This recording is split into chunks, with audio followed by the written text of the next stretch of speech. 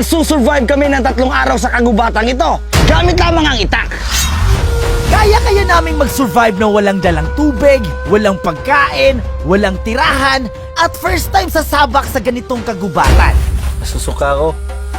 So masakit ng ulo ko. At nanginginig.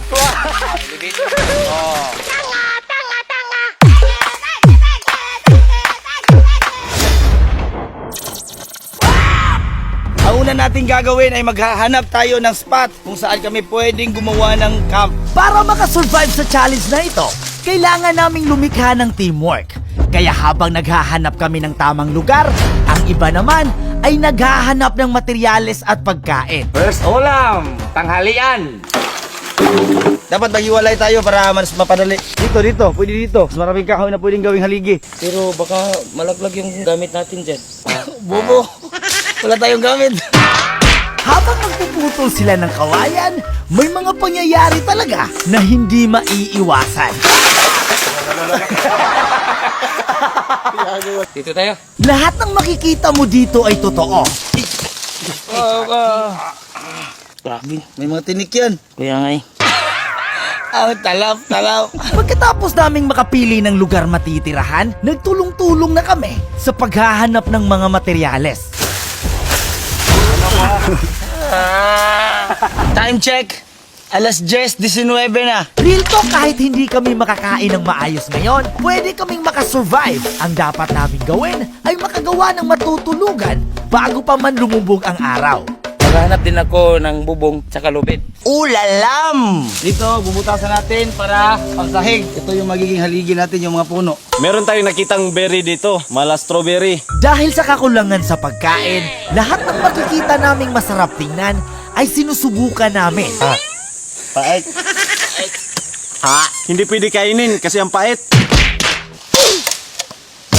Naisipan naming ihabi ang mga dahon upang magkaroon ng magandang bubong at dingding. Isa natin dahil uulan na. Wala pa tayong bahay na gawa. Gumagawa kami ng bubong. Habang yung mga kasamahan namin, umahanap ng sanga-sanga na pwedeng gawing sahig. Guys, meron tayong nakitang dito, niyog. So ang kakainin natin yung bula. Uy, meron akong nakitang niyog! Maliban dito, maswerteng nakakita sila ng niyog na tumba na naging dahilan na kami ay nakapagmeryenda. Ito yung totoong tuslubwa. At ito yung huyong. Yung Hindi kagaya ng ibang nagsusurvival challenge na may daladalang ulam at bigas. Dahil kami, kung anong makikita namin sa kagubatang ito, ay yun lang ang pwedeng kainin. Kahit nakakain na kami ng konti, di pa rin sapat. Nakakain nga kami pero parang wala kaming energy. Sineryoso namin ang paggawa ng bahay dahil ilang oras na lang, sasapit na ang gabi. Baliugom, tumira ng tres.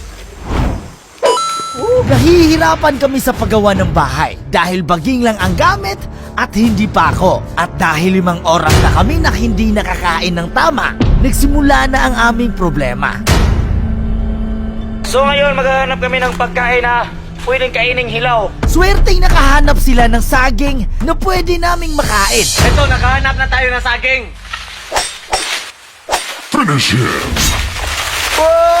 Yun nga lang, ito ay tira-tira ng ibon at panike. Ngayon, may saging na kami, pero kinain ng mga ibon. Tira-tira na lang to guys, ayan. Ito yung mga tira-tira sa kinain ng mga ibon. Ngayon ay magluluto na tayo, pero bago pa ang lahat, sinubukan muna namin gumawa ng apoy gamit ang aming mga kamay. Pero umabot ng 4 na oras na puro palpak. sobra na itong ginagawa mo, Bitmaster. Wala pang apoy, walang kain. Bunot, basa. Ginawa namin ang lahat para makagawa ng apoy. Sa katunayan, umabot kami ng 4 na oras. Pero sa kasamaang palad, naubos ang aming lakas at hindi kami nagtagumpay. So ngayon, yung puno ng saging, binutasan natin yung sa gitna. Merong lalabas na tubig ito at pwedeng inumin. 1 oras na lang at lulubog na ang araw. At bago pa man ito mangyari, dapat nakaluto na kami. Dito nang huhuli ako ng suso. Meron tayong 2 taklong. Okay, nakagawa na ako ng kaldero, kaya pwede na namin lutuin yung mga nakuha naming pagkain. Maliban sa nakuha naming mga suso at saging, sinubukan ni Minggoy na mangisda. Kahit na mukhang imposibleng meron. May nahuli naman tayo. Dagdag naman to sa pangulam. Oh, dagko. So ngayon, mag-iigib tayo ng tubig dito para magluto ng saging. Nilagay namin ang saging sa loob ng kawayan dahil eto lang ang pwedeng maging kaldero namin dito. Gagandaan natin yung suso gamit yung kahoy na to. Ito ang aming poste, ilaw ng tahanan. Mas lalo kaming nahihirapan dahil sa limitasyon ng liwanag at walang nakakaalam kung anong mga nilalang sa amin ay nagmamasid.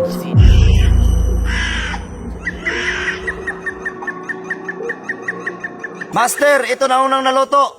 Barbecue yung isda. Nang maluto na ang lahat ng putahe, agad-agad kumain na kami nang makapagpahinga. Meron kaming saging, suso, hipon at buko.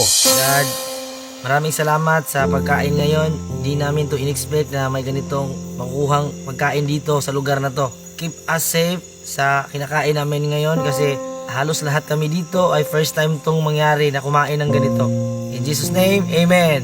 Amen. Ay, ho! Ito ang buhay na masaya, pero mahirap. Hindi kami sanay na walang timpla, walang kahit man lang asin. Lahat matabang. Gusto ko, medyo sarap. Kailangan natin mag-survive, kakain tayo. Napakahirap talaga dito, pati yung mga bisyo namin. Naiwasan na, kaya ngayon, diskarte para makapag-use. Dahon lang ng niyog. Winston Marlboro Red. Dito kami matutulog, buti na lang may pagka-engineer kami. Matutulog na sana kami nang biglang bumigay ang aming bahay. Nakita sa video. Imbis na magpahinga ay nadoble ang aming gawain dahil kailangan naming ayusin ang sahig para makaiwas sa mga insektong gumagapang, lalo na sa mga ahas. So ayan guys, tapos na kaming mag-repair, matutulog na kami.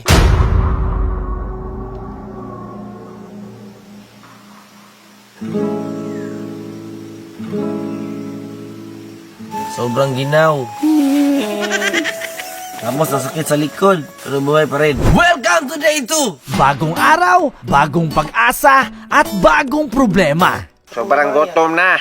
So ngayon gagawa tayo ng hipon o isda trap. Pagkagising namin, agad-agad niluto namin ang mga tirang saging. At nagsimula na rin kaming maghanap ng ibang makakain. Saging na naman, tapos yung ulam namin, puso. Ngayon mag-iigib kami ng tubig dahil magluluto kami ulit ng saging. Habang hinihintay namin maluto yung saging, kailangan kong i-conserve ang energy ko kaya matutulong muna ako. Tinulog na lang namin ang aming gutom habang hinihintay na makakain.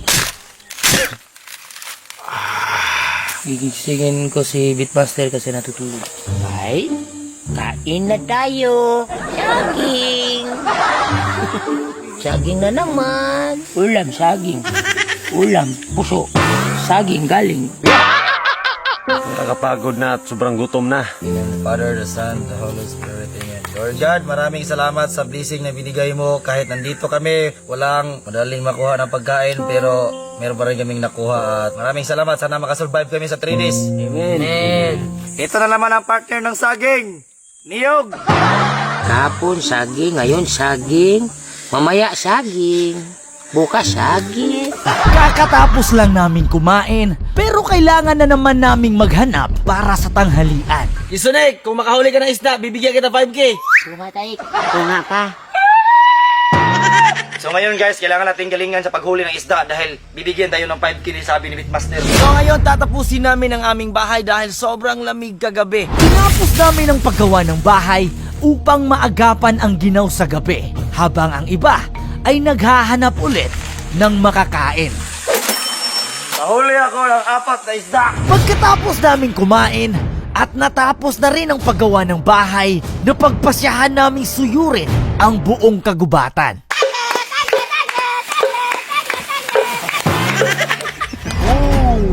Sa wakas, nagbunga na rin ang aming panunood ng YouTube at Facebook. At ngayon, makakainom na kami ng tubig tabak na malinis.